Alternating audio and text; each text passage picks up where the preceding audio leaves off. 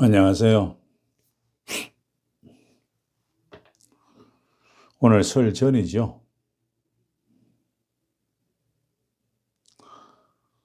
싱가포르로 간 제자들이 제가 동영상 두 편을 만든 게 좀 용량이 커서 카카오톡으로 보내지지 못한다고 해서 섭섭했는데, 물론 다른 쪽에 국내에 있는 제자들은 다 받았는가 봐요. 그래서 설이 되기 전에 제가 하고자 했던 목표 분량을 끝내볼까 합니다.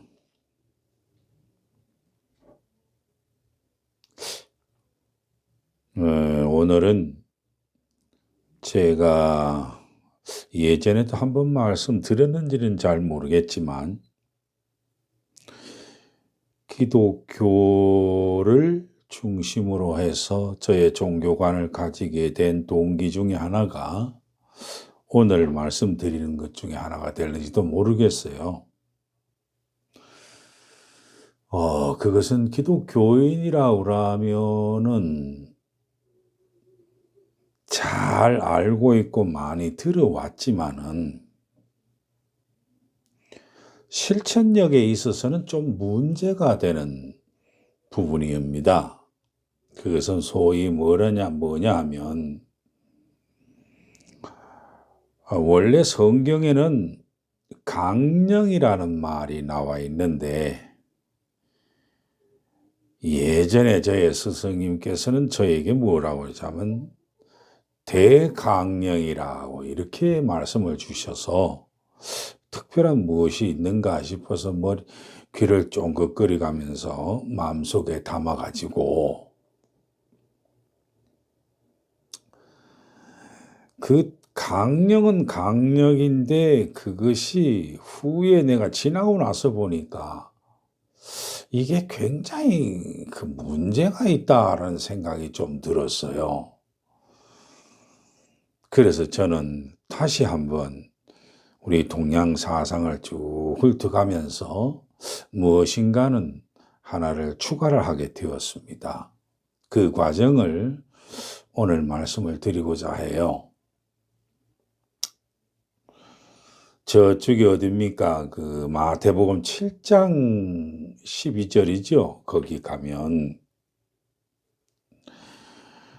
남에게 대접받고자 하는 대로 남을 대접하라.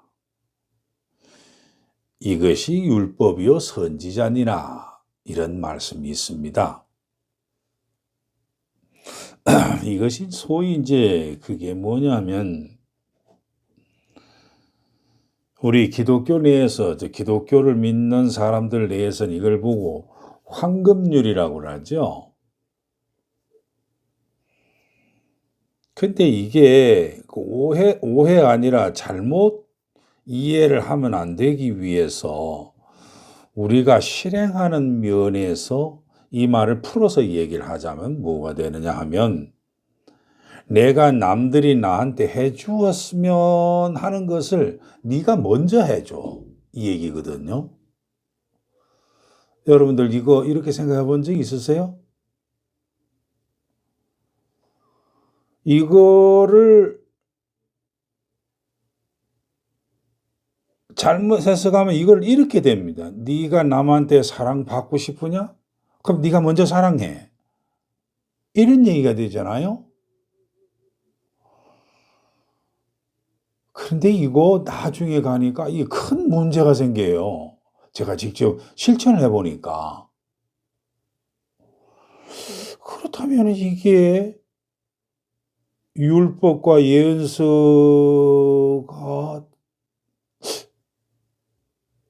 어떻다라고 이렇게 생각하면서 속으로 얘기한 적이 있습니다.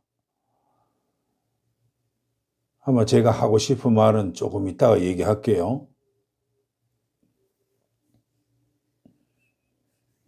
그래서 이제 그 후대의 장 22장쯤으로 넘어오면 이게 이제 뭐로서 간략하게 줄어드느냐 하면 네가 몸과 마음과 뜻과 목숨을 다해서 네 하나님을 섬기고 이와 같이 네 이웃을 네 몸과 같이 사랑하라. 이러면서 이것이 예언과 율법과 예언서의 강령이니라 라고 하면서 여기서 강령이라는 말이 나오거든요. 그렇다면 뭐 복잡한 얘기하지 말고 이걸 간단하게 줄이면 뭐냐면은 네 하나님을 사랑하고 이웃을 네 몸과 같이 사랑해. 이거를 할 수가 있거든요. 이것을 이제 쭉 펼쳐 놓은 것이 이제 마태복음 22장으로 넘어가는 그런 이야기입니다. 그런데 기독교 목사님 설교를 가만히 들어보면 저는 애초에 이것에 의문이 있었기 때문에 그러지는 않았는데 이거를 꼭 우선순위를 정해놔요. 그게 뭐냐면 하나님을 먼저 사랑하고 하나님을 정말로 사랑했으면 그 사랑힘이 저절로 이웃을 사랑하게 된다. 이같이 우선주의로 정해놓거든요. 그런데 실질적으로 행동을 해보니까 그렇지가 않아요. 여러분들 예전에 제가 유튜브 동영상을 만들 때 생각나십니까? 안식일은 사람을 위해서 있다는 건 얘기 말이죠.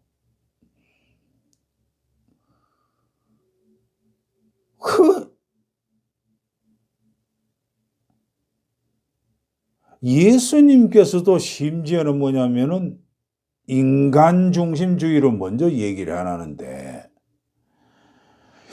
이거를 후대 사람들이 쭉 예수 교인들이 기독교인들이 말씀하기를 뭐라 그러냐면은 참 신본주의니 인본주의니 이래가면서 또 따져 들어가지고 거기서 신본주의라는 게 뭔지 아시죠? 신우선주의 얘기하는 겁니다. 분명히 우리가 현대의 학문 지식으로 단어나 이거 보면은 논리는 맞는데 맞는 것 같죠? 저는 이거 틀리다 맞다 뭐 그런 거에 대해서는 가타부타 얘기하기 싫어요. 제가 실질적으로 체험한 거로 보면은 뭐냐면 제가 이웃을 사랑하는 그 속에 내 행위 속에 리법, 즉 하나님의 사랑이 존재해 있는 것이지 하나님의 사랑을 먼저 사랑했기 때문에 와 그래서 제가 이렇게 인간을 사랑할 수 있다? 이거 자칫 잘못하면 위선이 되기가 쉽습니다. 왜냐? 천지창조도 없는 곳에서 있는 게 아니고 있는 것에서 모여서 조합이 된 것이기 때문에 저는 보거든요. 창조란 그 속에 계속 생성되어 가는 것을 보고 창조라고 하는 것이지 크기에 무슨 이상한 쪽으로 단어를 붙여버리면요. 또 골 때려집니다. 저는 예수님께서도 분명히 예수님 행정 속에서 봐도 하나님 우선주의라 말씀은 나중에 가면 또 하나 밝히겠지만은 분명히 예수께서 보면은 사람 우선 중심으로 행동을 하셨거든요. 아유, 그러면 예수님께 따라가서 홀전히 하나님께 기도한 건 또 뭐며, 이건 뭐며, 저건 뭐며, 이렇게 여기서는 그거 따지지 마세요. 제가 여러분들은 무엇을 요구하는지 아시죠? 무엇을 말씀하고자 하는지 아시죠?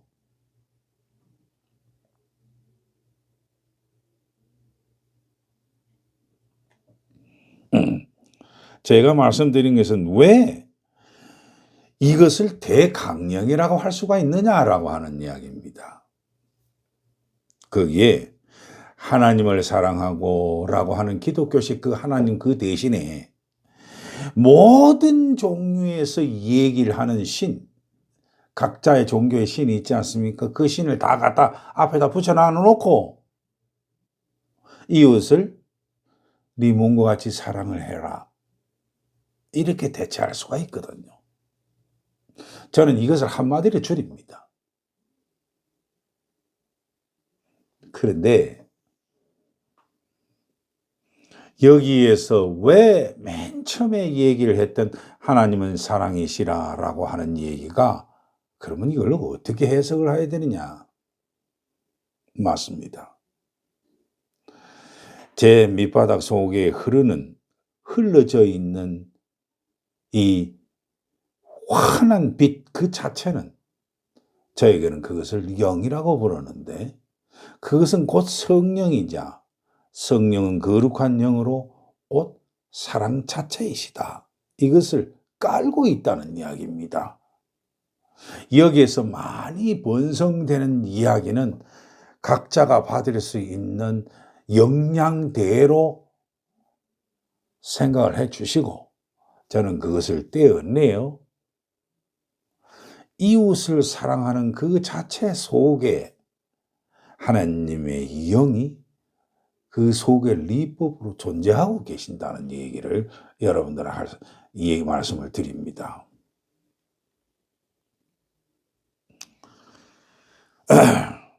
여기서 이제 제가 강령 이 부분을 실제적으로 행동하다 보니까 하나의 단점이 나온 것이 바로 뭐냐면 네가 먼저 사랑을 먼저 해주라. 그 얘기 속에 네 몸과 같이 이웃을 사랑하라는 그 속에 이것을 전도주의하고 들어붙으면 어떤 경우가 나오느냐 하면요. 너 예수 믿어. 그러면 구원받아. 너 예수 안 믿으면 어떻게 되는 줄 알지가 아니라 요새식으로 하면 지옥 가. 이러면서 파생적인 얘기는 다 생략합니다. 그래서 예수를 강제적으로 믿게 합니다. 왜냐하면 그것은 상대편에서 보면 뭐가 되냐면 협박이 되죠. 그런데 예수를 전도하는 사람은 그 협박인 줄 의식을 못합니다. 이 의식을 하는지 안 하는지 그거는 별개의 문제입니다. 이것이 저는 오랫동안 충돌이 쌓여지다 보니까 이것이 왜 이럴까? 라고 나중에 생각을 하다 보니까 우리 동양 사상에 있는 역지사지 있잖아요. 내 형편으로 생각하지 말고 남의 형편으로 생각을 한번 해보라. 이 역지사지가 어디에서 나왔냐면 공자의 말씀 중에서 내가 당해보니까 아픈 거 있잖아요. 내가 당해보니까 싫은 거. 내가 당해보니까 아프고 내가 당해보니까 싫은 것은 그거 남에게 하지 마. 요게 황금률에서는 아주 적극적인 행위에 대한 이야기고 요것은 소극적인 행위가 되죠. 이게 동양식 사고방식입니다. 그래서 소극적인 강령이라 그래서 저는 뭐라고 그러냐면 인터넷에도 나와 있죠. 은금률이라고. 저는 황금률 우선주의를 저는 하는 게 아니고 은금률을 먼저 생각을 합니다. 역지사지 내가 남의 사정을 먼저 한번 해보고를 먼저 생각합니다. 그러고 난 다음에 은금률로 실천할 것이냐, 황금률로 실천할 것이냐라고 행하는데, 황금률로 실천하게 되면 실수 혹은 좋지 않은 결론이 나올 수가 있어도, 은금률로 실천하게 되면 욕은 안 얻어먹어요. 최소한 욕은 안 얻어먹습니다.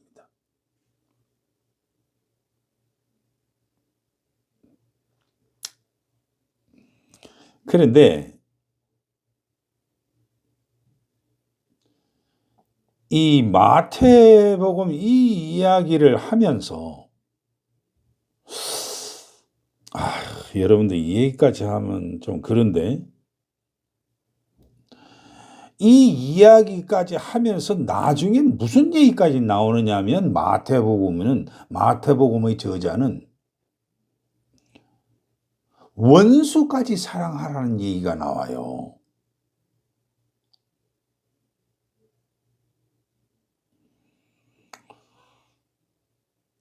글쎄요, 우리 동양 사상에는 원수까지 사랑하라? 아직은 확인은 안 해봤습니다만은, 묵과의 겸해설에서 그게 있는지 저는 살펴보지는 않았습니다만은, 묵과 계통에서는 이런 것이 있을 수가 있겠다? 뭐 확인하면 뭐 할 겁니까? 의미도 없는지.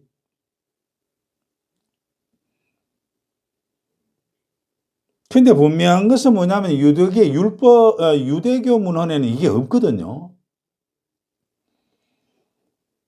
그런데 마태복음의 저자는 원수까지 사랑하라는 말이 나오거든요. 그런데 그 뒤에 내용에 나오는 것을 가만히 살펴보면요,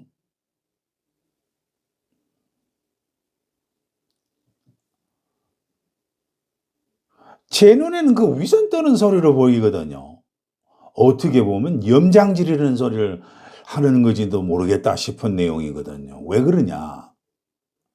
그때 모였던 사람들이 누구냐 하면 억압받고 가난한 사람들이거든요. 이런 성경에 나오는 가난한 사람이 누구냐 하는 얘기입니다. 제가 한번 쭉 따져가서 머릿속으로 쭉 한번 성경 자체 내에 가난한 사람들이 어떤 사람인가 딱 한번 이렇게 보니까, 일단 유대인들이 율법을 어겨가지고 일단은 처벌받은 사람들. 두 번째는 꼭 부자하고 대비를 돼가지고 가난한 사람들.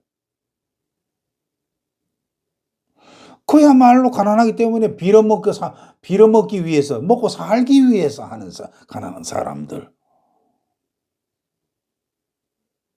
힘이 없어가지고 아무것도 뭐 할 수도 없는 이런 사람들, 억압받는 사람들 있잖아요.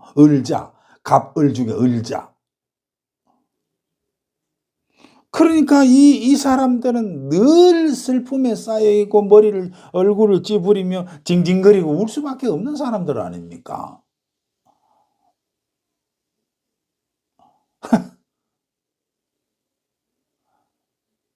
이런 사람들한테 원수를 사랑하라?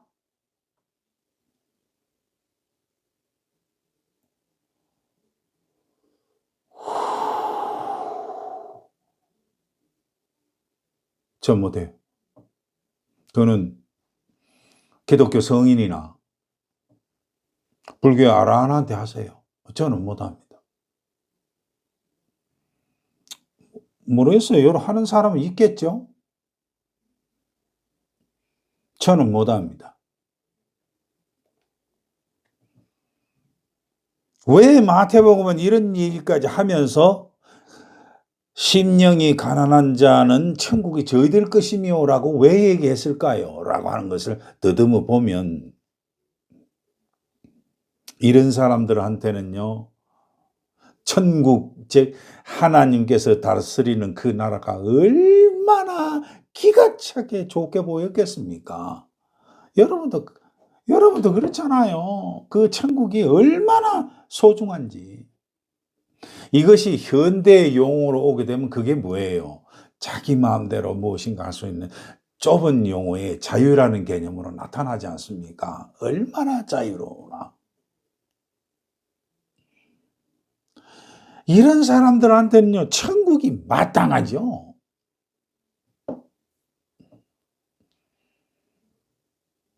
이런 사람들이 죽어서 낙원을 기다리겠어요? 어이, 살아생전에 하나님 나라가 기대되죠. 기대하고 있고 바라고 엄청나죠. 저 같아도 그래요.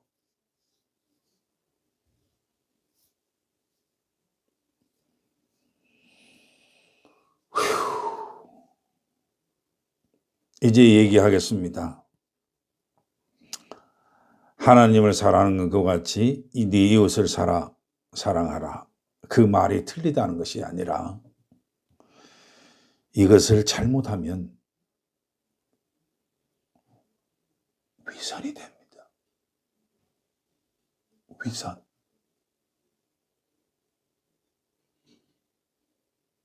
제가 이 말씀 왜 하는지 아시죠?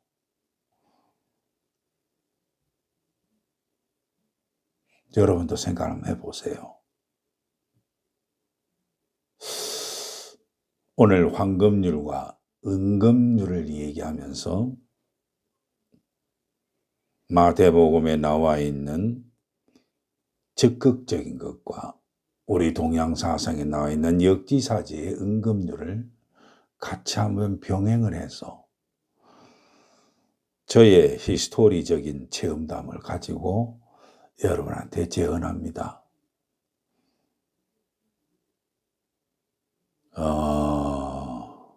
신앙을 가진다라고 하면서 피박 쓰지 말고요. 좀 자기 자신한테는 어떤가 차분히 한번 생각을 좀 해봐 주기를 원해요.